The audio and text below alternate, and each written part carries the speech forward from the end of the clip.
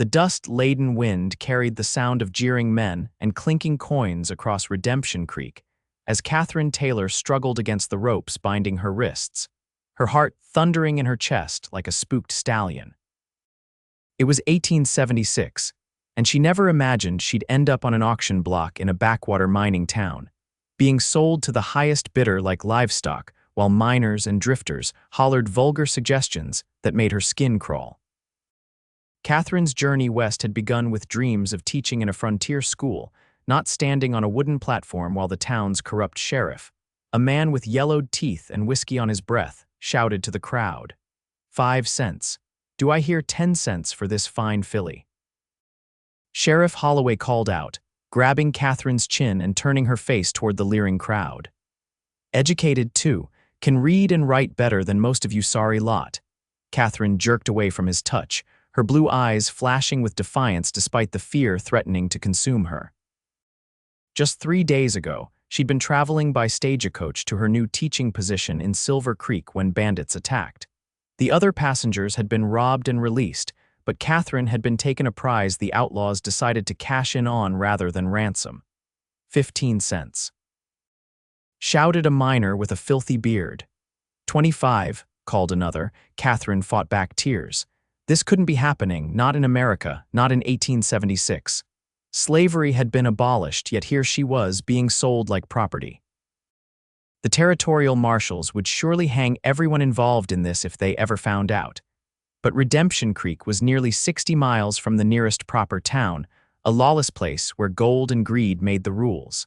50 cents from Clyde Wilson, the sheriff announced with a grin. The crowd parted slightly as a large man with a scarred face pushed forward. Catherine's stomach turned. She'd seen him watching her since she'd been dragged into town that morning. His reputation had preceded him, a claim jumper known for his violent temper and cruel treatment of the Chinese laborers he employed. $1, came a quiet voice from the back of the crowd. Heads turned. On the edge of the gathering stood a tall figure, his face shadowed by a wide-brimmed hat. Dust covered his long coat, and a gleam of metal at his hips suggested he carried a revolver. As he stepped forward, the crowd gave way, and Catherine caught sight of him clearly for the first time. He was younger than most of the grizzled miners, perhaps 30, with dark brown hair that curled slightly at the nape of his neck. His face was weathered from sun and wind, but his eyes were clear and steady as they met hers. $1. You think you're funny, Vaughn? Sheriff Holloway sneered. $5 is the minimum bid for a woman of this quality. $5 then, the man replied evenly, not breaking his gaze from Catherine's. The crowd murmured. Most men in Redemption Creek didn't have $5 to their name after gambling and drinking away their earnings. $10, Clyde Wilson countered, his face flushing with anger. 20, said the stranger without hesitation. Catherine watched the exchange with growing desperation.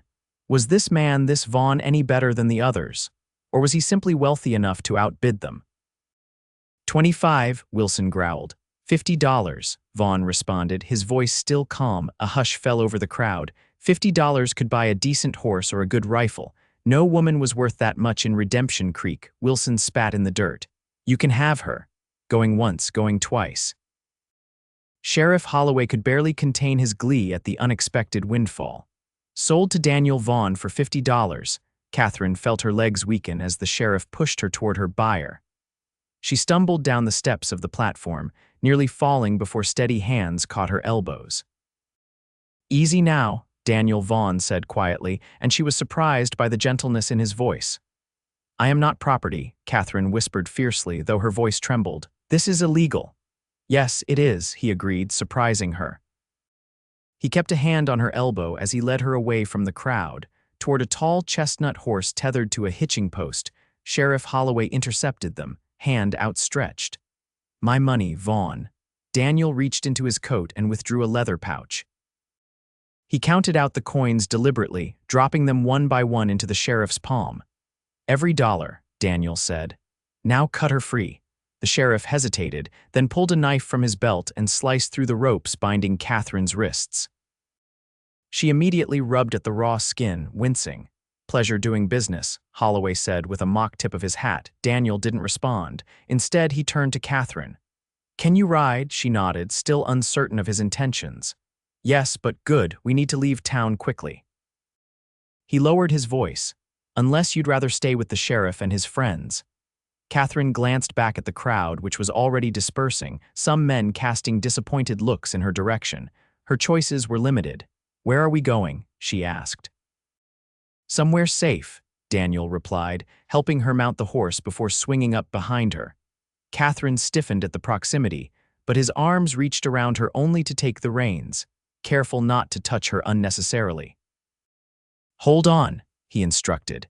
And then they were moving, the horse's powerful stride carrying them swiftly away from Redemption Creek and its brutal auction block. They rode in silence for nearly an hour, the mining town shrinking to nothing behind them as they followed a narrow trail into the hills. Catherine's mind raced with questions and fears.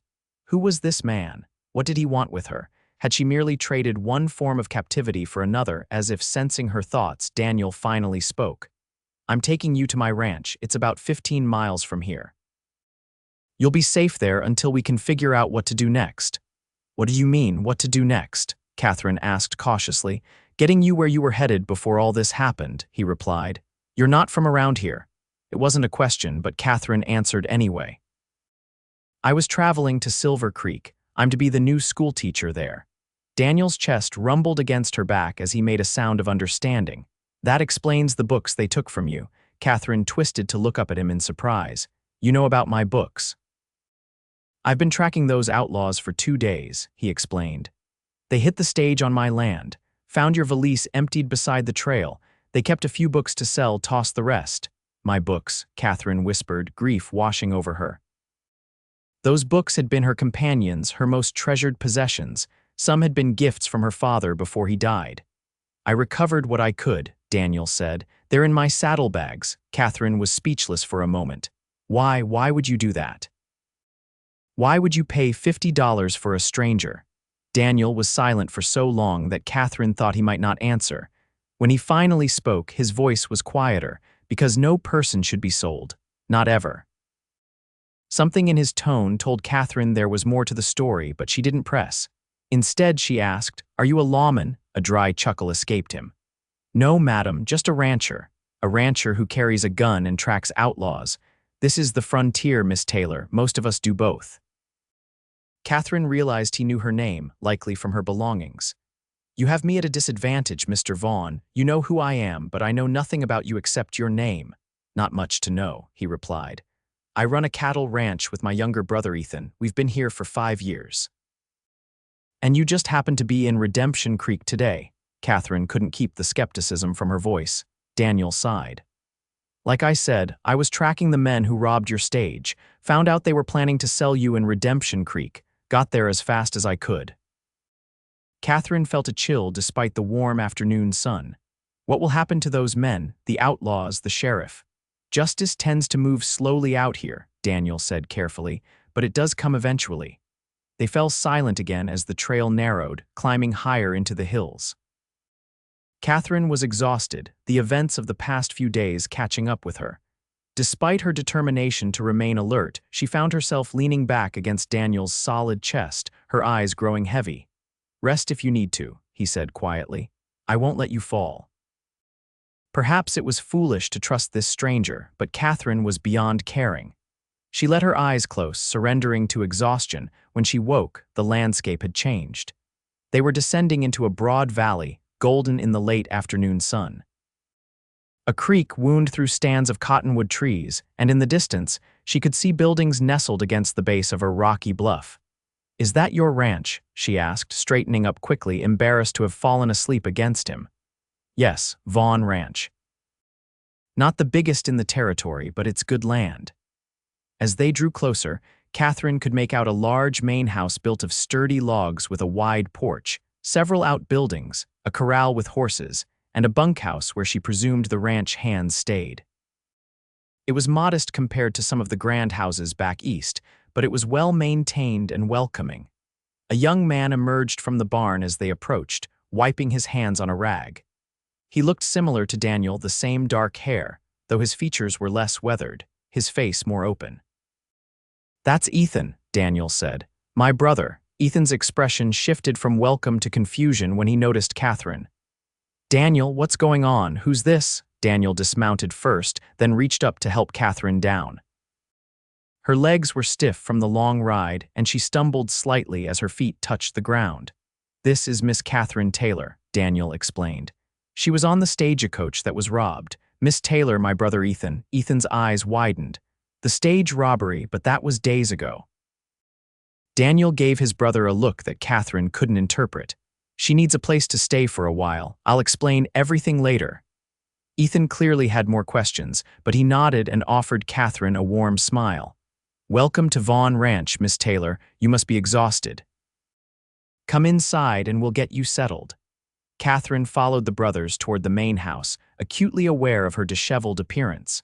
Her dress was dirty and torn in places, her hair falling from its once neat arrangement. She must look a fright. The interior of the house was surprisingly comfortable, simply furnished, but clean and well organized. A large main room served as both kitchen and living area, with a stone fireplace at one end and a solid wooden table at the other. A corridor led to what she assumed were bedrooms. "We don't have fancy accommodations," Daniel said, seeming almost apologetic, "but you can have my room. I'll sleep in the bunkhouse." "I couldn't possibly," Catherine began to protest. "It's no trouble," Daniel insisted. "You need rest and privacy." Ethan had disappeared into the kitchen area and returned with a cup of water which he offered to Catherine. She accepted gratefully, suddenly aware of how thirsty she was. "Thank you," she said after drinking deeply. "You're both very kind." "Daniel, there's stew left from dinner," Ethan said. "I'll heat some up for Miss Taylor." While Ethan busied himself at the stove, Daniel showed Catherine to his room. It was simple but neat: a bed with a patchwork quilt, a chest of drawers, a small desk with a lamp, and a washstand with a basin and pitcher. "There's clean water in the pitcher," Daniel said. "I'll have Ethan bring some hot water for washing up. There are some clothes you can use in that trunk at the foot of the bed. They belong to our mother, but she—" He trailed off. "They might not fit perfectly, but they're clean." Catherine was overwhelmed by his thoughtfulness. "Mr. Vaughn, I don't know how to thank you." Daniel shook his head. "No need for thanks. Get some rest. We can talk more tomorrow." After he left, closing the door behind him, Catherine stood in the middle of the room, uncertain what to do first. The events of the past few days swirled in her mind: the stagecoach robbery, the terror of being captured, the humiliation of standing on that auction block. And now, unexpectedly, safety. She moved to the washstand and looked at her reflection in the small mirror hanging above it. Her face was smudged with dirt, her blue eyes stark against her pale skin. She poured water into the basin and began to wash away the grime, feeling as though she were washing away the memories as well. A soft knock at the door startled her. "Miss Taylor." It was Ethan's voice. "I've brought hot water and some stew." "Just a moment," she called, quickly drying her face and hands. When she opened the door, Ethan stood there with a tray holding a steaming bowl and a small pot of hot water. "Thought you might be hungry," he said. "Thank you. I am, actually." Catherine realized she couldn't remember the last time she'd eaten properly. Ethan set the tray on the desk. "Daniel's outside tending to the horses. He said to tell you to take all the time you need. No one will disturb you." After Ethan left, Catherine ate the stew, a hearty mixture of beef, potatoes, and vegetables that was surprisingly good. Then she used the hot water to wash more thoroughly, grateful for the chance to be clean again. In the trunk, she found several dresses that, while somewhat outdated in style, were well made and in good condition. She selected a simple blue one that looked close to her size and changed into it, sighing with relief to be out of her torn and dirty clothes. Exhaustion overtook her as soon as she sat on the edge of the bed. She barely had time to pull back the quilt before she was asleep, sinking into a dreamless rest that her body desperately needed. When Catherine woke, sunlight was streaming through the window, and for a moment she didn't remember where she was. Then it all came flooding back: the auction, Daniel Vaughn, the ranch. She sat up quickly, wondering how long she had slept. A glance at the small clock on the dresser told her it was past 9 in the morning. She'd slept for over 12 hours. Embarrassed at her laziness, Catherine hurried to make herself presentable, smoothing the borrowed dress and doing her best with her hair using a brush she found on the dresser. When she emerged from the bedroom, she found Ethan alone in the kitchen, kneading dough at the table. "Good morning," he said cheerfully. "Sleep well." "Yes, thank you," Catherine replied, still feeling awkward about the situation. "I'm sorry to have slept so late." Ethan waved away her concern. "You needed it, I'm sure. Coffee's hot if you'd like some, and there's bread and preserves." Catherine accepted the offered coffee and sat at the table, watching as Ethan shaped the dough into loaves. "You bake?" she asked, surprised. "Someone has to," Ethan said with a grin. "Daniel can't cook to save his life, and I got tired of eating burned beans and tough biscuits. Our ranch hand, Miguel, taught me the basics when we first came out here, and I've been learning ever since." "It's impressive," Catherine said sincerely. "Where is Mr. Vaughn Daniel this morning?" "Out checking the herd with Miguel and Charlie. He's our other hand. They should be back by midday." Ethan glanced up from his work. "Daniel told me what happened. About the auction, I'm sorry you had to endure that." Catherine looked down at her coffee. "I still can't believe it happened."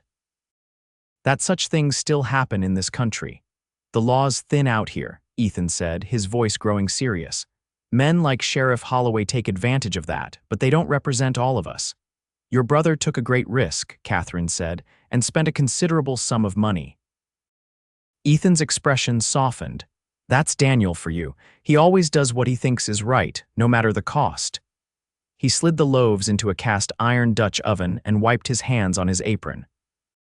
"He was planning to ride to Silver Creek today to let them know you're safe, but I told him he should wait and ask what you want to do." Catherine considered this. "I should go to Silver Creek. They're expecting me for the new school term. That's still a few weeks away, isn't it?" "School usually starts in September." "Yes, but why not rest here for a bit?" Ethan suggested. "At least until you've recovered from your ordeal. Silver Creek isn't going anywhere." There was wisdom in his suggestion. Catherine was still exhausted, both physically and emotionally. And she had to admit, there was something comforting about the Vaughn ranch, something that made her feel secure for the first time since the stagecoach had been attacked. "Perhaps you're right," she conceded, "if it's not an imposition." "Not at all," Ethan assured her. "It's nice having another person around. Gets lonely out here sometimes with just Daniel and the hands." The sound of horses outside drew their attention. Ethan looked out the window. "Speak of the devil, they're back early." Daniel entered a moment later, removing his hat as he stepped inside. He stopped short when he saw Catherine at the table. "Miss Taylor, you're up. How are you feeling?" "Much better, thank you," she replied, suddenly conscious of how she must look in the borrowed dress with her hair not properly styled. "Mr. Vaughn, I want to thank you again for what you did yesterday. I don't know how I can ever repay your kindness." Daniel shook his head, hanging his hat on a peg by the door. "As I said, no thanks necessary. Ethan mentioned you were planning to ride to Silver Creek." "Yes, I thought they should know you're safe. I'm sure they're worried when you didn't arrive on schedule." Catherine nodded. "I appreciate that, but Ethan suggested I might stay here for a few days to recover if that's all right with you." Something flickered in Daniel's eyes, relief. "Of course. You're welcome to stay as long as you need. I don't want to be a burden." "You're not," Daniel said firmly. Then, after a brief hesitation, "Actually, you might be able to help us if you're willing." "Help you? How?" Daniel exchanged a glance with Ethan before explaining. "There's a family that works for us, the Riveras. Miguel, his wife Lucia, and their 3 children. The children don't go to school because the nearest one is in town, 20 miles away. Lucia tries to teach them when she can, but you want me to teach them." Catherine finished, understanding dawning. Daniel nodded. "Just while you're here, if you're willing, we'd pay you, of course." The offer surprised Catherine, but it also made perfect sense. She was a teacher after all, and she'd been looking forward to starting her new position. This would be a way to use her skills and repay the Vaughn's hospitality.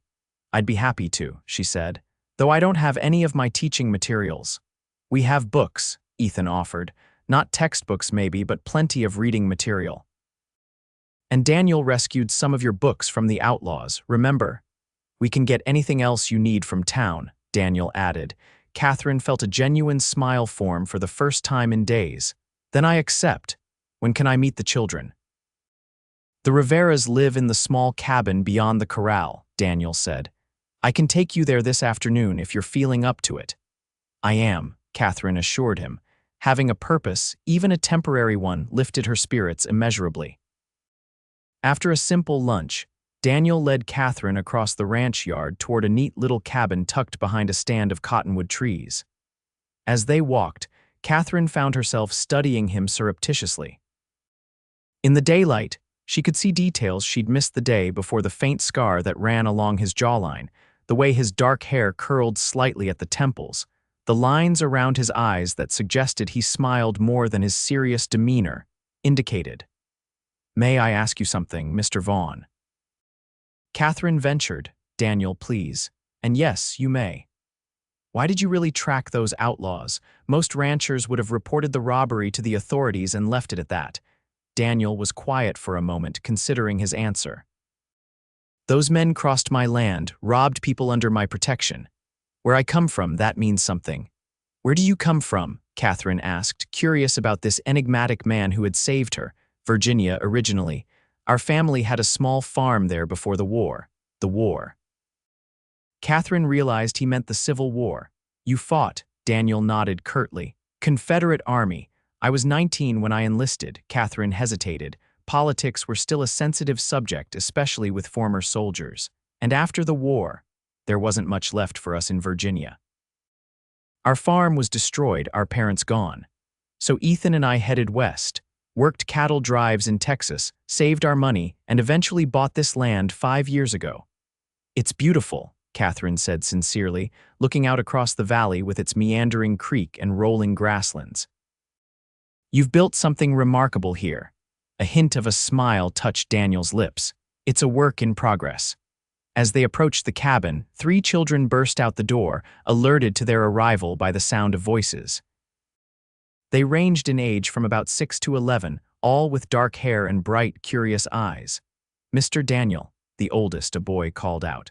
Mama said you brought a lady to the ranch, Daniel chuckled. News travels fast. Yes, this is Miss Taylor. She's going to be your teacher for a while. The children's eyes widened and they exchanged excited glances. A real teacher, the middle child, a girl, asked in awe. A real teacher, Daniel confirmed. Miss Taylor, these are the Rivera children, Jose, Elena, and little Miguel. Catherine smiled warmly at the children. I'm very pleased to meet you all. The door of the cabin opened again and a woman stepped out, wiping her hands on her apron. She was in her 30s, with the same dark hair as her children and a welcoming smile. Lucia, Daniel greeted her. This is Miss Catherine Taylor.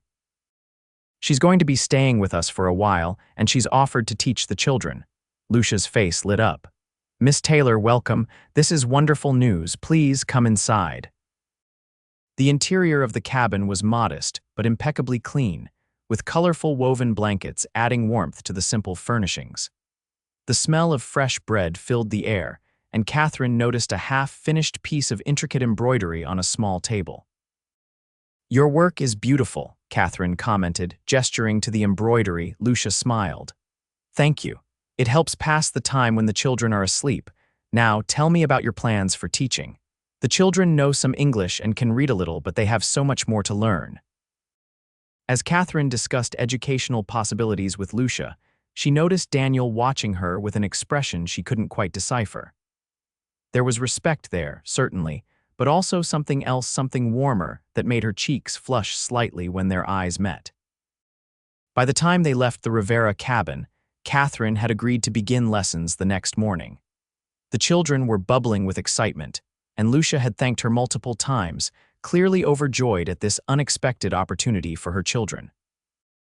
They're a wonderful family, Catherine remarked as she and Daniel walked back toward the main house. They are, Daniel agreed. Miguel's been with us since the beginning, don't know what we'd do without him. You care about your workers, Catherine observed. That's not common everywhere. Daniel's expression turned thoughtful. After the war, I saw too many good men on both sides treated as disposable.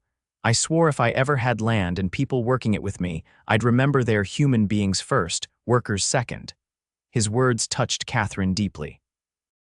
This man had layers that weren't immediately apparent. Behind his reserved exterior was a profound sense of justice and compassion. You surprise me, Mr. Vaughn, she said softly. He glanced at her, a hint of amusement in his eyes. Daniel, remember, and how's that? You're not what I expected. And what did you expect from the man who bought you at auction?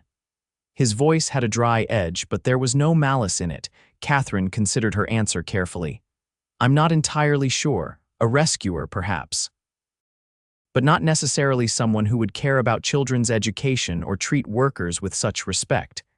Daniel stopped walking and turned to face her. Miss Taylor, Catherine, she corrected with a small smile. If I'm to call you Daniel. He nodded, the corner of his mouth lifting slightly. Catherine, I want you to know that you're free to leave whenever you wish. I didn't buy you, I paid to free you. There's a difference. I know that now, she assured him, and I'm grateful, truly. They continued toward the house in companionable silence, each lost in their own thoughts. Catherine couldn't help but feel that something had shifted between them. A seed of trust had been planted, one that might grow into something more given time and care. The next morning, Catherine began teaching the Rivera children in a small room adjacent to the bunkhouse that Daniel and Ethan had hastily converted into a makeshift classroom. They'd found a blackboard in town the previous autumn, intending to use it for recording cattle counts, but it served her purpose perfectly. The children were eager students, especially Alina, who had a natural aptitude for language and mathematics. Jose was more interested in practical subjects.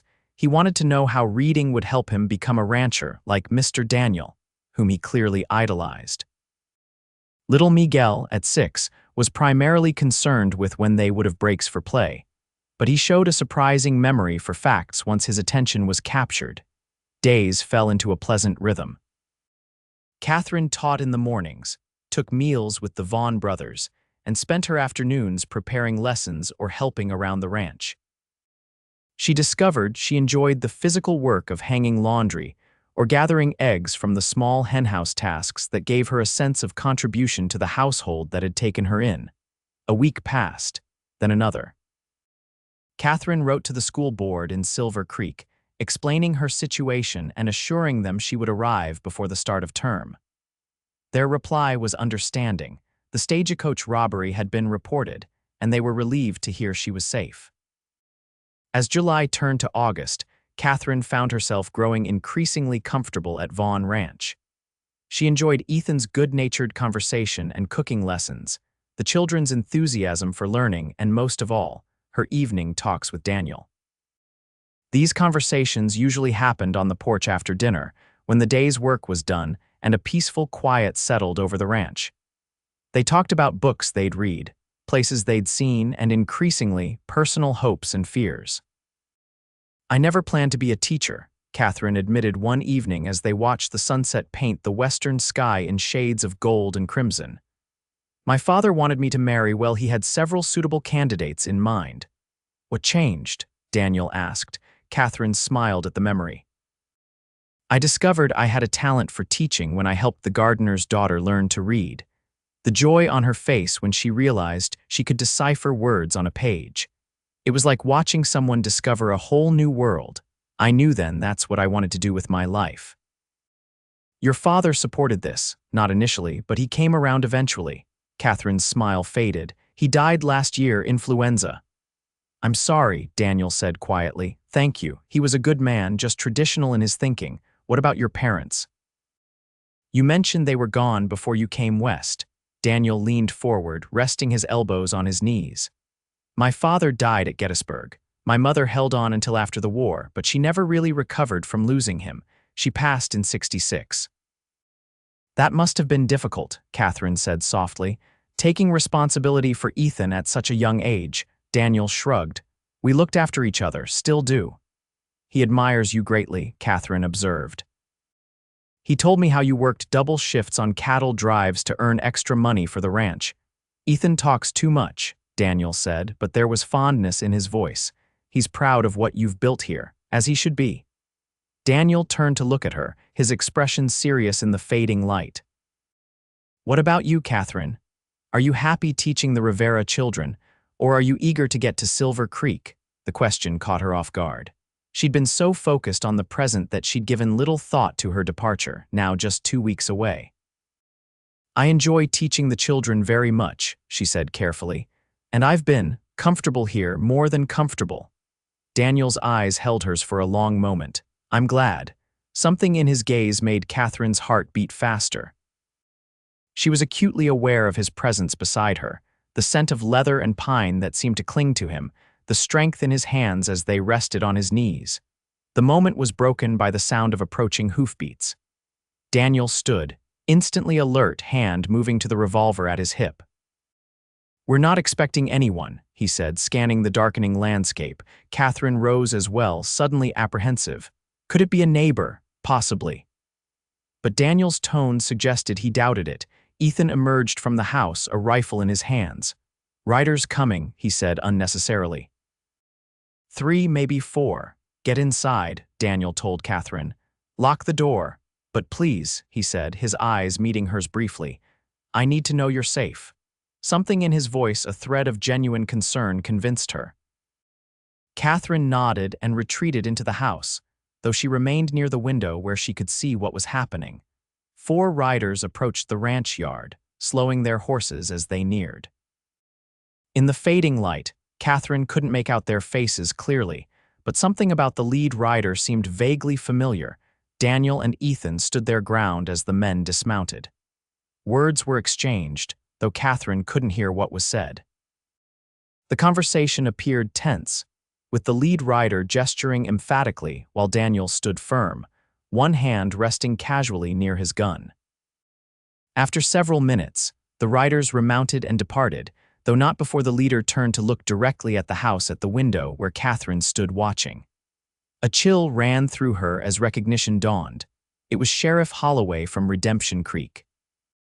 When Daniel and Ethan returned to the house, their expressions were grim. What did he want? Catherine asked, already knowing who he was.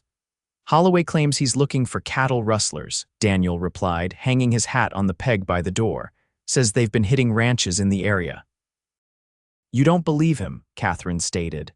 No, Daniel ran a hand through his hair, a gesture she'd come to recognize as a sign of frustration. He asked too many questions about who was staying here, said he'd heard we had a visitor. Catherine felt her stomach tighten with fear. He was looking for me. I think so, Daniel admitted, though he didn't say it outright. What did you tell him? Ethan asked. That our personal affairs are none of his business, Daniel replied, and that if he wants to come onto Vaughn land again, he'd better bring a warrant. Will that stop him? Catherine asked. Daniel and Ethan exchanged glances.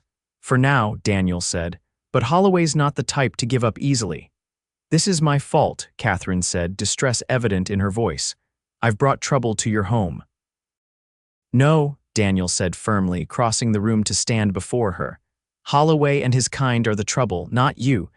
But what if he comes back? What if he tries to take me? Daniel's expression hardened. That won't happen. How can you be sure?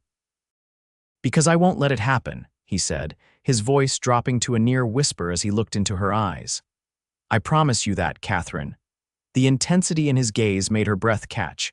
For a moment they stood there, separated by inches yet connected by something powerful and unspoken. Ethan cleared his throat. I'll check the rifles, make sure they're loaded, and I'll talk to Miguel about keeping watch tonight. After he left, Catherine and Daniel remained standing close together in the middle of the room. I should leave, Catherine said, though the words pained her. Go to Silver Creek now before Holloway brings more men. Running won't solve anything, Daniel countered. Holloway's the type to hold a grudge. If he's looking for you, he'll keep looking. Then what do we do? Daniel hesitated. There might be a way to ensure your safety more permanently. What do you mean? He took a deep breath. In this territory, a married woman has certain legal protections that an unmarried woman doesn't. A husband has the right to defend his wife, and no one, not even a sheriff, can take a woman from her husband without due process of law. Catherine stared at him, understanding dawning. Are you suggesting? It would be a marriage of convenience, Daniel hastened to add, on paper only, to protect you legally until this situation with Holloway is resolved. You would do that? Catherine asked, stunned by the proposal. Enter into a marriage just to protect me? Daniel's expression was unreadable. Yes, Catherine's mind raced. The idea was outlandish, yet strangely compelling. A marriage of convenience wasn't unheard of on the frontier, where practical considerations often outweighed romantic notions. And it would solve her immediate problem with Holloway. But what about her teaching position in Silver Creek? What about her independence, which she'd fought so hard to maintain? I don't know what to say, she admitted. You don't have to answer now, Daniel said. Think about it. It's a big decision. Catherine nodded, grateful for the reprieve. I will think about it, and thank you, Daniel, for everything. That night, Catherine lay awake in bed, her mind turning over Daniel's proposal. Marriage, even as a legal formality, it was a profound step. Yet when she imagined staying at Vaughn Ranch permanently, being Daniel's wife in name if not in fact, the idea wasn't as troubling as it should have been. In fact, if she were honest with herself, there was something appealing about it. Over the past weeks, she'd grown to admire Daniel deeply, his quiet strength, his sense of justice, his kindness toward those in his care. And there were moments, like this evening on the porch, when she felt something more than admiration stirring within her. But did he feel the same? Or was his offer purely practical, the solution of an honorable man to a difficult situation? Catherine turned onto her side, watching moonlight filter through the curtains. Whatever her decision, she knew it would change the course of her life irrevocably. Morning brought no clarity. Catherine went through the motions of teaching, but her mind was elsewhere. The Rivera children noticed her distraction. Are you sad, Miss Taylor? Alina asked during their midday break. Catherine forced a smile. No, dear, just thinking about some important decisions. Is it about staying here? The girl was perceptive. Mama says you might not go to Silver Creek after all. News really did travel fast on the ranch. I'm not sure yet, Catherine replied honestly. It's complicated. I hope you stay, Alina said simply. Mr. Daniels smiles more when you're around. The innocent observation startled Catherine. Does he? Alina nodded solemnly. Before you came, he was always serious. Now he laughs sometimes. Papa says it's good for him. Catherine felt a warmth spreading through her chest at the child's words. Was it possible that Daniel's feelings for her went beyond duty and compassion? After lessons ended, Catherine found herself walking toward the creek that gave the ranch its water. She needed space to think, away from the main house and the constant reminder of the decision that awaited her. The creek was peaceful, its banks lined with cottonwoods that provided welcome shade from the August sun. Catherine sat on a large, flat rock, removing her shoes to dangle her feet in the cool water. She was so lost in thought that she didn't hear the approach of hoofbeats until the rider was almost upon her. Catherine looked up, expecting to see Daniel or perhaps Miguel. Instead, she found herself staring at Sheriff Holloway and two men she didn't recognize. Well, well, Holloway drawled, a malicious smile spreading across his face. Look what we found, boys, Miss Taylor all alone and unprotected. Catherine scrambled to her feet, her heart pounding. What do you want? Just a friendly conversation, Holloway said, dismounting. His companions remained on their horses, watching with interest. About unfinished business. I have no business with you, Catherine replied, trying to keep her voice steady as she backed away. Oh, but you do. Holloway's smile vanished. You see, when Vaughn took you from Redemption Creek, he cost me a lot of money. The boys and I had a nice arrangement with those outlaws. They bring in the merchandise, we auction it off, everyone gets a cut. Merchandise, Catherine repeated, disgust evident in her voice. You mean women. Human beings you treat like property. Holloway shrugged. Business is business. And you, Miss Taylor, were supposed to fetch a much higher price than $50. We had a buyer all lined up, a gentleman from San Francisco with very specific tastes and very deep pockets. Catherine felt ill at the implication. She glanced toward the ranch buildings, hoping someone would notice her absence soon. Daniel Vaughn paid for my freedom, she said firmly. That transaction is complete. Holloway laughed, a harsh sound devoid of humor. Vaughn doesn't own these hills, much as he might think he does. Out here I decide when business is complete. He took a step toward her. Now you can come quietly, or we can do this the hard way. Either way, you're coming with us. Catherine turned to run, but Holloway was faster. He grabbed her arm, his fingers digging painfully into her flesh. Let go of me, she demanded, struggling against his grip. I wouldn't do that if I were you, came a deadly calm voice from behind them. Holloway froze, his hold on Catherine loosening slightly. She twisted to see Daniel standing at the edge of the trees, his revolver drawn and aimed directly at the sheriff. "Vaughn," Holloway spat. "This isn't your concern." "You're on my land, laying hands on my woman," Daniel replied, his voice still unnervingly calm. "That makes it very much my concern." Catherine's heart skipped at his words, "my woman," though she knew he was likely saying it for Holloway's benefit. Something in his tone suggested a deeper truth. "Your woman," Holloway scoffed. "She's not your wife, she's not anything to you legally. And I have authority here." "Your authority ends at my property line," Daniel said, taking a step forward. His aim never wavered. "Now take your hands off her and get on your horse." For a tense moment, Catherine thought Holloway might refuse. His fingers tightened on her arm, and she could sense his indecision. Then another figure emerged from the trees, Ethan, carrying a rifle. Behind him came Miguel, similarly armed. Holloway cursed under his breath. 3 against 3. "Those aren't bad odds, Vaughn." "Look again," Daniel suggested. Catherine followed his gaze and saw 2 more men emerging from the trees on the opposite bank of the creek, ranch hands she recognized as Charlie and a newer hire named Tom. Both carried rifles. 5 against 3, Daniel corrected. "And my men don't miss." Holloway released Catherine's arm so suddenly that she stumbled backward. She quickly moved away from him toward Daniel. "This isn't over," Holloway warned. "Not by a long shot." "Yes, it is," Daniel replied, "because if I ever see you on my land again, I won't waste time with warnings." The threat hung in the air, clear and unmistakable. After a long, tense moment, Holloway turned and mounted his horse. "Let's go, boys," he said to his companions. "We'll settle this another day." As they rode away, Catherine realized she was shaking. Daniel holstered his gun and crossed to her side, his eyes scanning her for injuries. "Are you hurt?" he asked, his voice gentle now, concern evident in his eyes. "No," Catherine managed, though her arm ached where Holloway had gripped it. "Just frightened." "It's all right now," Daniel assured her, tentatively placing a hand on her shoulder. When she didn't pull away, he drew her closer into a protective embrace. Catherine leaned into him, drawing comfort from his solid presence. "How did you know I was here? How did you find me?" "Elena said you seemed troubled. I thought you might have come here. It's where I go when I need to think." Daniel's arms tightened around her slightly. Thank God we arrived when we did. The realization of how close she'd come to being taken by Holloway hit Catherine all at once. She shuddered, and Daniel's hand moved soothingly against her back.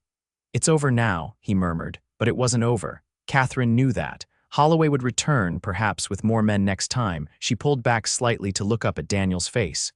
"Your proposal," she said. "The marriage of convenience, I accept." Daniel's expression shifted from concern to surprise. "Catherine, you don't have to decide this now. When you're frightened, I'm thinking clearly," she insisted. "Holloway won't stop, you know that, and I." She hesitated, then continued with quiet determination. "I want to stay here with you." Something flickered in Daniel's eyes, hope, perhaps. "You're sure?" "Yes," Catherine said simply, "if you still want to." "I do," Daniel replied, his voice husky with emotion. "But not just as a legal arrangement. Catherine, these past weeks, getting to know you." He trailed off, seemingly uncertain how to continue. Catherine waited, her heart racing. "I've grown to care for you," Daniel finally said. "More than I thought possible. If we do this, I want it to be real." "Not just on paper." Catherine felt a surge of joy at his words. "I've grown to care for you too," she admitted. "I think I realized it some time ago, but I was afraid to acknowledge it." Daniel's hand came up to cup her cheek, his touch gentle. "Then marry me, Catherine Taylor." "Not just to thwart Holloway, but because we could build a good life together." "Yes," she whispered. "I will marry you, Daniel Vaughn." His smile then was unlike any she'd seen from him before, unguarded, radiant with happiness. Slowly, giving her time to pull away if she wished, he leaned down and pressed his lips to hers in a tender kiss. It was brief, a promise rather than a passion, but it sealed their agreement more effectively than any spoken words could have done. When they returned to the ranch house, hand in hand, Ethan took one look at their faces and broke into a wide grin. "About time," he said, clapping his brother on the shoulder. "You knew?" Catherine asked, surprised. Ethan laughed. "Everyone knew." Miguel and Lucia have been betting on when Daniel would finally speak up. I think Miguel just won a month's wages. Catherine blushed, but Daniel merely shook his head, a smile playing at his lips. Remind me to dock his pay, he joked. That evening, as word spread throughout the ranch, there was a sense of celebration in the air.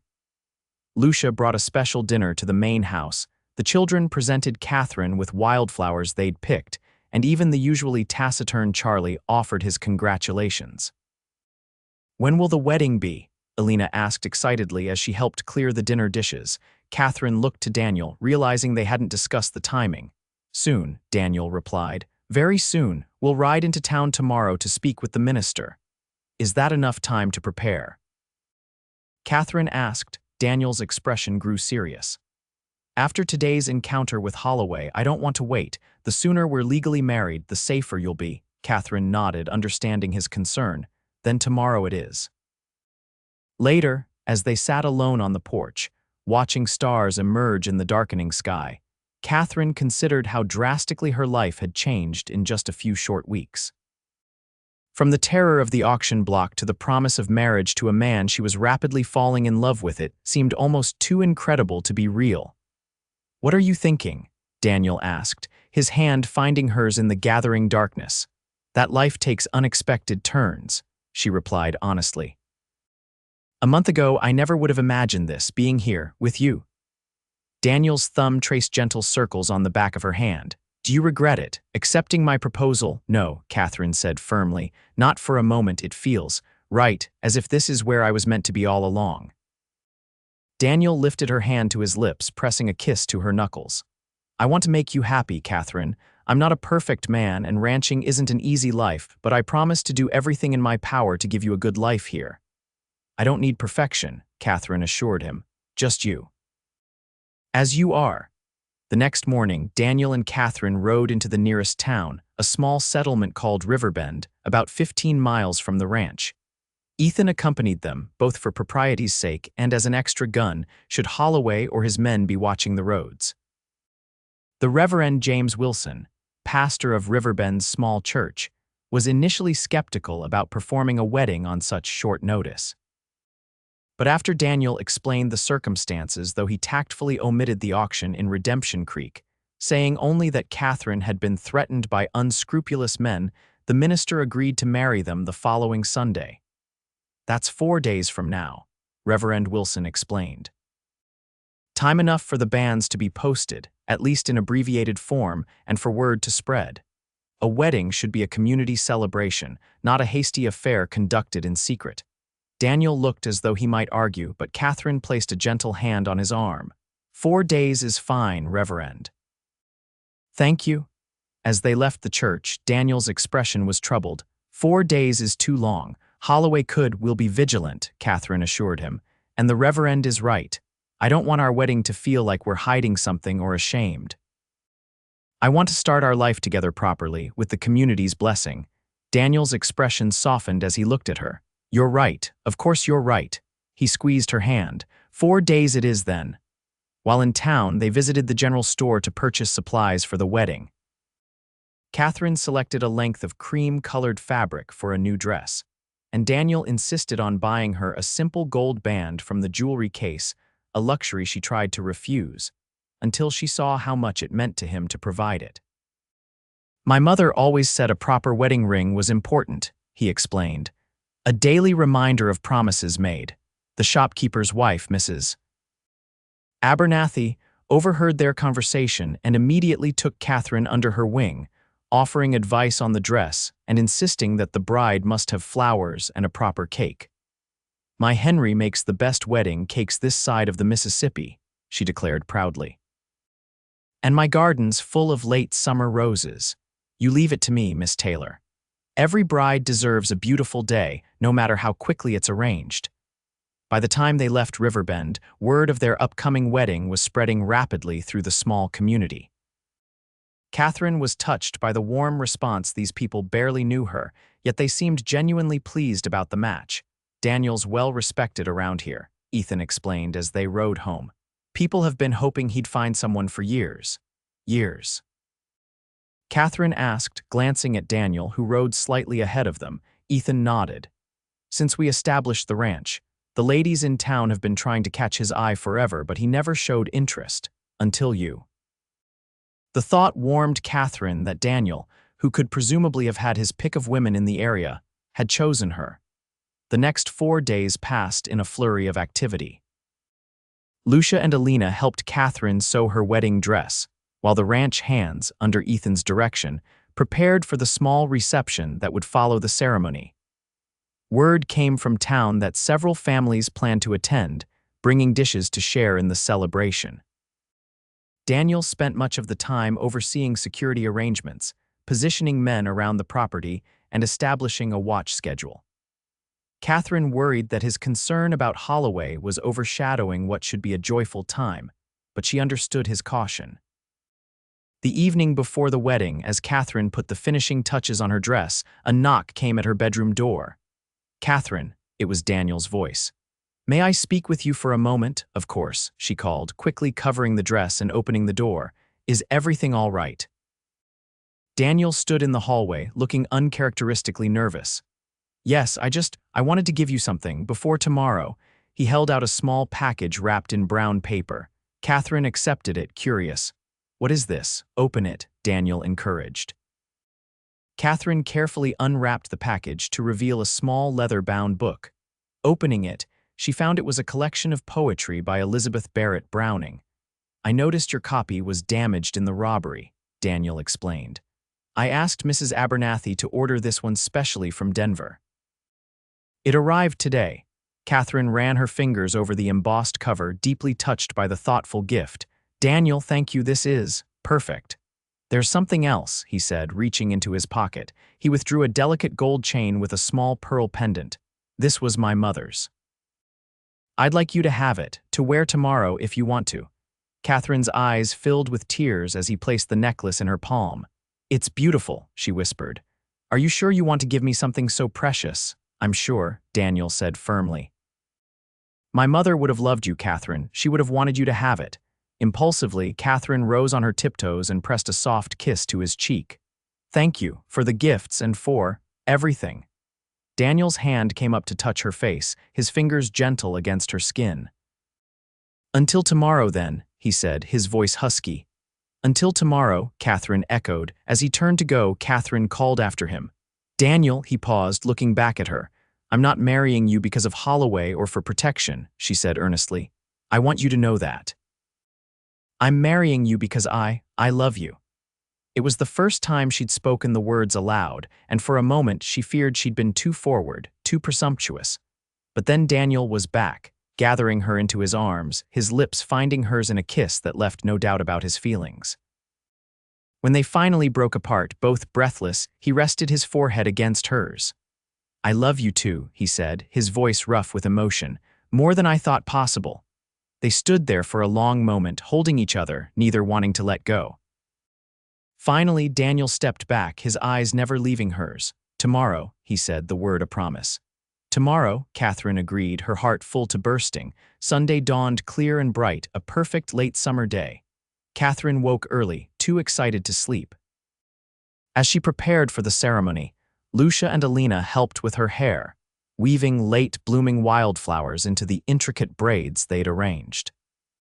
The dress, though hastily made, was lovely, a simple design of cream-colored fabric with delicate embroidery that Lucia had insisted on adding around the neckline and cuffs. Daniel's mother's necklace rested against Catherine's throat, the pearl catching the light whenever she moved.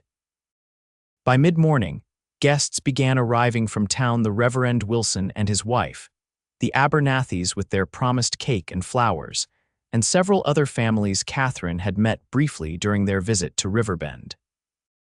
All were welcomed warmly into the ranch yard, where tables had been set up under the cottonwood trees. As the appointed hour approached, Catherine waited in Daniel's bedroom, now hers as well, her stomach fluttering with anticipation. A soft knock at the door announced Ethan's arrival. "It's time," he said, offering his arm to escort her to the ceremony. Catherine took a deep breath and placed her hand on his arm. "I'm ready." The ceremony was to take place in the ranch yard, where an arbor had been constructed and decorated with Mrs. Abernathy's roses. As Catherine emerged from the house on Ethan's arm, a hush fell over the gathered crowd. Her eyes immediately found Daniel, standing beneath the arbor with Reverend Wilson. He looked handsome in a clean black suit, his hair neatly combed, his face freshly shaved. But it was his expression that captured her heart, the way his eyes lit up when he saw her, the gentle smile that spread across his face. Catherine felt any lingering nervousness fade away. This was right. This was where she belonged. The ceremony itself was simple but meaningful. They exchanged traditional vows, promising to love, honor, and cherish each other for as long as they both should live. When Daniel slipped the gold band onto her finger, his hands were steady, his eyes never leaving hers. "By the authority vested in me," Reverend Wilson proclaimed, "I now pronounce you husband and wife. Mr. Vaughn, you may kiss your bride." Daniel's kiss was tender yet passionate, a promise of the life they would build together. When they turned to face their guests as husband and wife, the applause was enthusiastic and heartfelt. The celebration that followed was joyous, filled with good food, music provided by Charlie, who surprised everyone with his skill on the fiddle, and dancing that lasted well into the evening. Catherine found herself passed from partner to partner, as the men of Riverbend claimed their traditional dances with the bride. But her eyes always sought out Daniel, who watched her with a warmth that made her cheeks flush. As the sun began to set, casting long shadows across the ranch yard, Catherine found a quiet moment with her new husband. "Are you happy?" Daniel asked, his arm around her waist as they stood slightly apart from the festivities. "Completely," Catherine assured him, leaning into his embrace. "It was a perfect day." "And no sign of Holloway," Daniel added, relief evident in his voice. "Perhaps he's given up," Catherine suggested, though she didn't quite believe it. Daniel's expression turned serious. "I doubt that, but he'll find you're much better protected now, legally and otherwise." Catherine touched the wedding band on her finger, still unfamiliar but already precious. "Mrs. Catherine Vaughn," she mused. "It has a nice sound to it." "It does," Daniel agreed, pressing a kiss to her temple. "Though I still can't quite believe you're really mine." "Believe it," Catherine said, turning in his arms to face him. "I'm exactly where I want to be." As the celebration wound down and guests began to depart, Catherine and Daniel bid them farewell, accepting congratulations and well wishes with genuine gratitude. Finally, as the last wagon disappeared down the road toward town, they found themselves alone on the porch of their home. "Well, Mrs. Vaughn," Daniel said, his voice low and intimate. "Shall we go inside?" Catherine nodded, a mixture of excitement and nervousness fluttering in her stomach. Though they had agreed their marriage would be real in every sense, they had not yet discussed the intimate details of married life. As if sensing her thoughts, Daniel took her hand and raised it to his lips. "We have all the time in the world," he assured her. "Nothing needs to happen tonight that you're not ready for." His consideration touched her deeply. "Thank you," she said softly, "but I am ready. I want to be your wife in every way." Daniel's eyes darkened at her words. Without speaking, he swept her into his arms, carrying her across the threshold of their home and toward the bedroom that they would now share. Later, as they lay together in the quiet darkness, Catherine's head resting on Daniel's chest, she marveled at the journey that had brought her to this moment. From the terror of the auction block to the safety of Daniel's arms, it seemed almost miraculous. "What are you thinking?" Daniel asked, his fingers tracing lazy patterns on her bare shoulder. "That sometimes the worst moments in life can lead to the best," she replied honestly. "If I hadn't been captured by those outlaws, if you hadn't come to that auction." "I like to think we would have found each other somehow," Daniel said. "That some things are meant to be," Catherine smiled in the darkness. "I believe that too." They drifted into a comfortable silence, but Catherine could sense that Daniel was still awake, his thoughts turning elsewhere. "What about you?" she asked. "What are you thinking about?" Daniel hesitated before answering. "Holloway, and what we'll do if he comes back." Catherine propped herself up on one elbow to look at her husband's face, barely visible in the moonlight filtering through the curtains. "You're still worried." "I won't feel completely at ease until I know he's no longer a threat," Daniel admitted. "Men like Holloway don't give up easily, especially when their pride is wounded." What do you suggest we do? Daniel was silent for a moment, considering. I think I need to take this to the territorial marshal. Holloway's actions, the illegal auction, the attempted kidnapping, those are serious crimes, but I've been hesitant to leave you, even to make the journey to the marshal's office. Then I'll go with you, Catherine said decisively. We'll go together. It could be dangerous, Daniel cautioned. I'm safer with you than anywhere else, Catherine pointed out. And I want this resolved as much as you do. I want us to start our life together without this shadow hanging over us. Daniel pulled her closer, pressing a kiss to her forehead. You're a remarkable woman, Catherine Vaughn. And you're a remarkable man, she replied, settling back against his chest. We'll face this together, just as we'll face everything else life brings our way. With that resolved, they finally drifted to sleep, secure in each other's arms and in the knowledge that whatever challenges lay ahead, they would meet them side by side. The journey to the territorial marshal's office in Fort Collins took 3 days. Daniel, Catherine, and Ethan traveled together, taking turns keeping watch at night. They encountered no trouble along the way, but Daniel remained vigilant, his hand never far from his revolver. Marshal James Harrison listened gravely to their account of events in Redemption Creek and Holloway's subsequent threats. A seasoned lawman with a reputation for fairness and integrity, Harrison took detailed notes and asked pointed questions. Human trafficking is a federal offense, he said when they had finished their story. And Holloway using his position as sheriff to facilitate it makes it all the worse. I've had suspicions about Redemption Creek for some time, but never enough evidence to act. Will our testimony be enough? Catherine asked. Harrison nodded. Combined with reports I've received from other sources, yes, I believe so. He turned to Daniel. Mr. Vaughn, are you and your wife willing to testify in court if it comes to that? Yes, Daniel replied without hesitation. Good, then here's what we'll do. I'll organize a group of deputies to ride to Redemption Creek and arrest Holloway and his accomplices. It will take about a week to gather the men and make preparations. In the meantime, I suggest you return to your ranch and maintain vigilance. And if Holloway comes for us before then? Daniel asked. Marshal Harrison's expression hardened. You have every right to defend your home and family, Mr. Vaughn. Just make sure any action you take is clearly self-defense. As they prepared to leave Fort Collins the next morning, Catherine felt a mixture of relief and apprehension. The wheels of justice had been set in motion, but Holloway was still at large and potentially more dangerous now that they had formally reported his crimes. We'll be all right, Daniel assured her as they rode out of town. We just need to be careful for a little while longer. The return journey to the ranch was uneventful, and they arrived home to find everything in order. Miguel reported no unusual visitors or disturbances during their absence. Life settled into a new rhythm as they waited for word from Marshal Harrison. Catherine resumed teaching the Rivera children, now with the added responsibility of helping Lucia plan for the coming winter. Daniel and Ethan focused on ranch operations, ensuring they were prepared for the autumn cattle drive that would take place in a few weeks. In the evenings, Catherine and Daniel enjoyed the simple pleasure of being together, sharing meals, talking about their days, and retiring to their bedroom where they continued to explore the intimate side of their relationship with increasing passion and tenderness. A week passed with no word from Fort Collins, then another. Daniel grew increasingly restless, spending long hours scanning the horizon from the highest point on the ranch property, watching for riders approaching from the direction of Redemption Creek.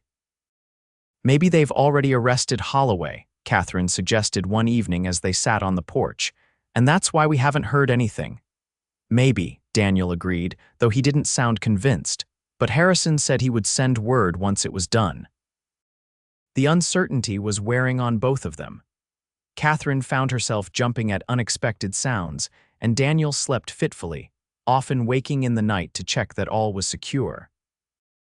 Their vigilance was rewarded and their fears confirmed when Charlie spotted riders approaching from the east one crisp September morning.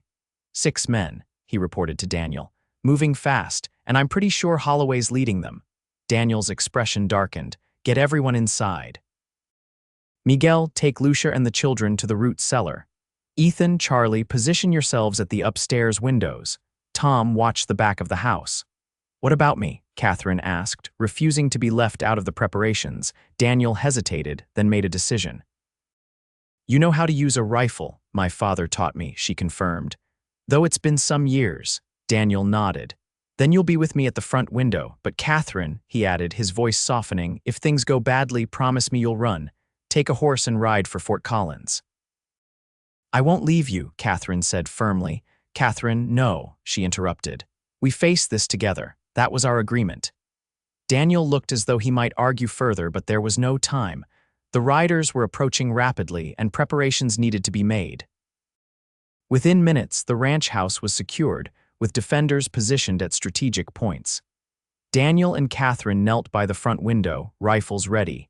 Catherine's heart pounded in her chest, but her hands were steady on the weapon. Holloway and his men reined in about 50 yards from the house, just out of effective rifle range. For a long moment, they simply sat there, as if assessing the situation.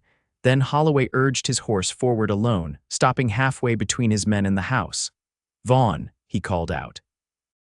I know you're in there. Come out and talk. Daniel exchanged a glance with Catherine.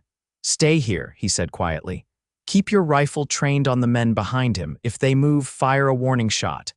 Be careful, Catherine whispered. Daniel nodded grimly, then stood and moved to the door. He stepped onto the porch, his revolver holstered but his hand resting near it. That's far enough, Holloway, he called. Say what you came to say. Even from inside, Catherine could hear Holloway's response. You've caused me a lot of trouble, Vaughn, you and that woman. The troubles of your own making, Daniel replied evenly. Selling human beings is against the law. Holloway laughed, an ugly sound. Law, out here I am the law. Not anymore, Daniel said. Marshal Harrison knows about your operation in Redemption Creek. He's on his way with deputies to arrest you. A flicker of uncertainty crossed Holloway's face, quickly replaced by anger. You're bluffing. We were in Fort Collins 2 weeks ago, Daniel continued, gave the marshal a full statement. He's probably in Redemption Creek by now, rounding up your associates. Holloway's hand moved to his gun. Then I've got nothing to lose, have I? Catherine's finger tightened on the trigger of her rifle as she watched the tense exchange.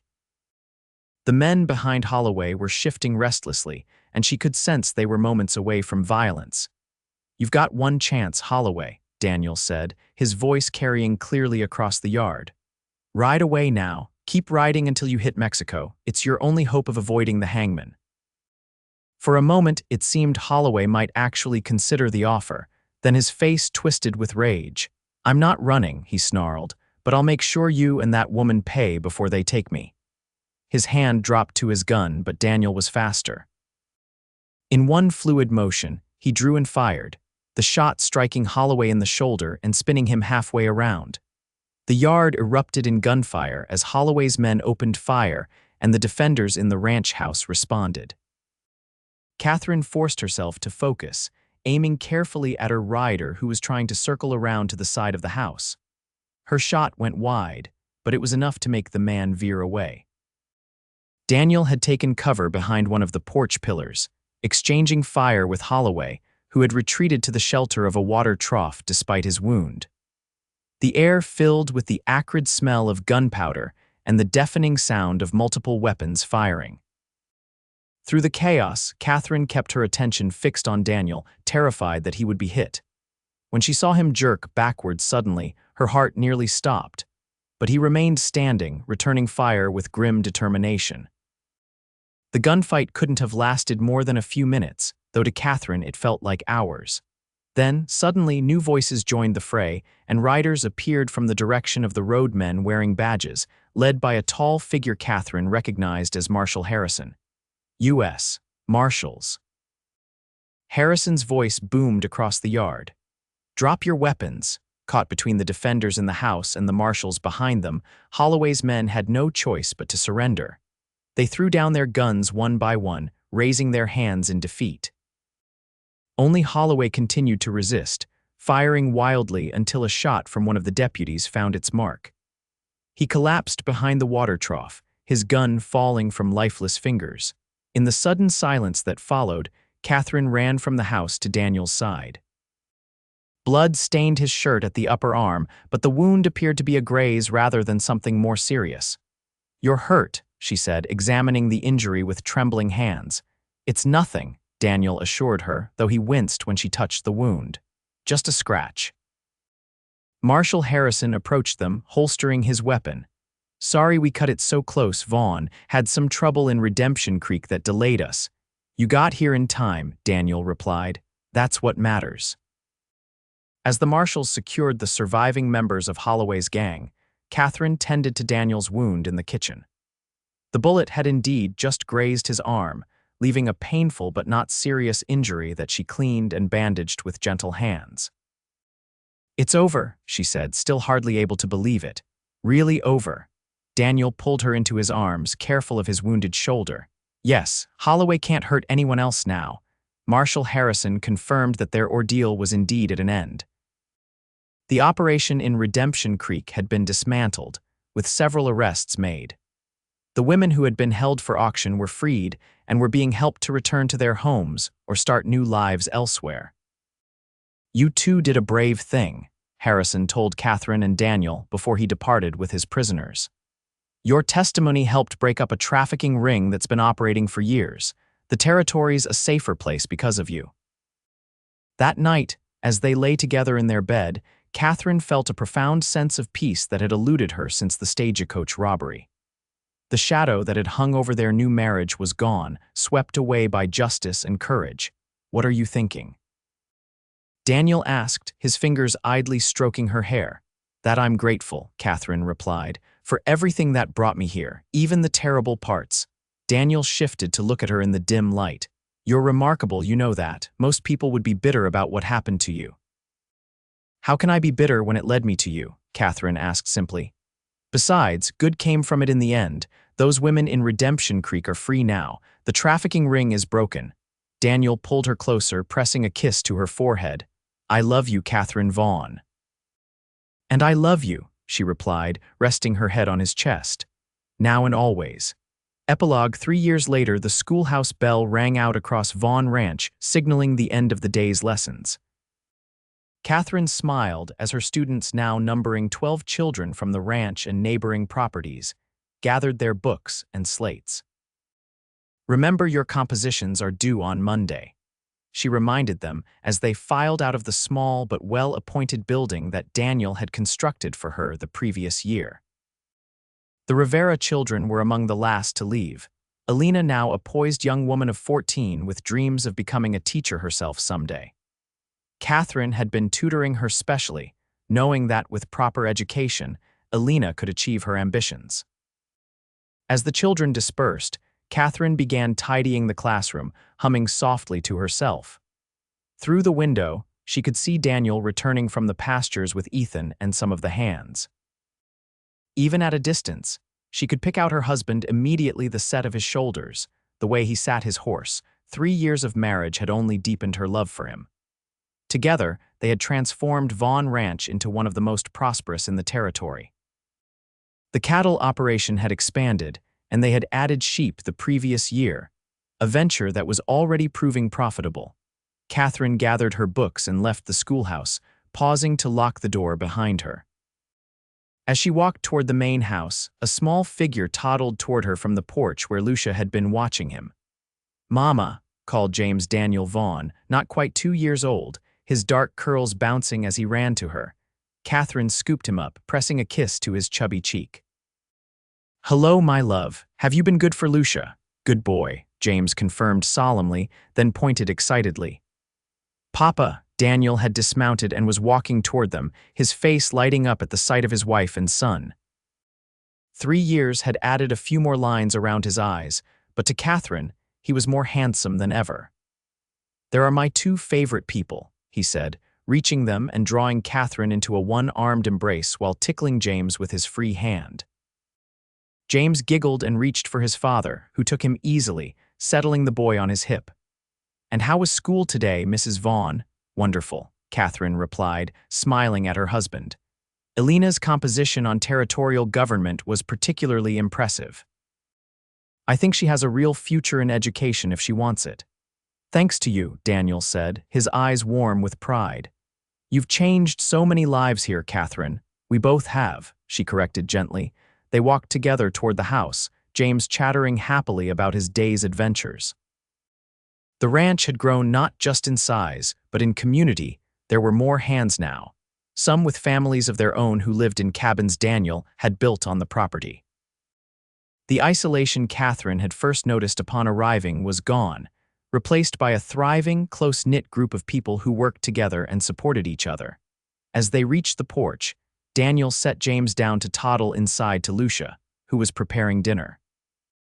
Before following their son, he pulled Catherine close for a proper kiss. "I have news," he said when they separated. "Good news." "Oh," Catherine raised an eyebrow, curious. "The bank approved our loan. We can build the new bunkhouse and expand the irrigation system for the south pasture." Catherine's face lit up. "Daniel, that's wonderful. It's everything we've been planning. And there's more," he added, a hint of excitement in his voice. "Ethan and I went to look at that parcel of land bordering our east property line, the one with the apple orchard, the old Miller place." "Is it for sale?" Daniel nodded. "The family's moving to California. They're willing to sell for a fair price. Can we afford it, with the loan for the improvements?" "I think so," Daniel said. "Especially with wool prices as strong as they are, but I wanted to discuss it with you first." "It would mean tightening our belts for a while." Catherine considered this, then smiled. "I think it's a wonderful opportunity, and just think our own apple orchard. James would love that." Daniel's eyes crinkled at the corners. "And our next child too, I imagine." Catherine's hand moved instinctively to her stomach, where their second child was just beginning to make its presence known. They had only confirmed the pregnancy the week before. "Yes," she agreed softly. "I think this little one will enjoy apples as much as his brother does." "Or her brother," Daniel corrected with a grin. "It might be a girl this time." "It might," Catherine agreed. "Either way, this child will be born into a home full of love, just like James was." Daniel pulled her close again, his hand gentle on her still flat stomach. "I never imagined I could be this happy," he confessed. "That night in Redemption Creek when I saw you on that auction block. I was just trying to right a wrong. I had no idea I was finding the love of my life." Catherine leaned into his embrace, grateful beyond words for the twist of fate that had brought them together. "From tragedy to joy," she murmured. "That's our story. And it's still being written," Daniel reminded her, pressing a kiss to her temple. "Every day with every choice we make together." Hand in hand, they went inside to their son, to their home, to the life they had built from the most unlikely of beginnings, a life rich with love, purpose, and the promise of even better days to come.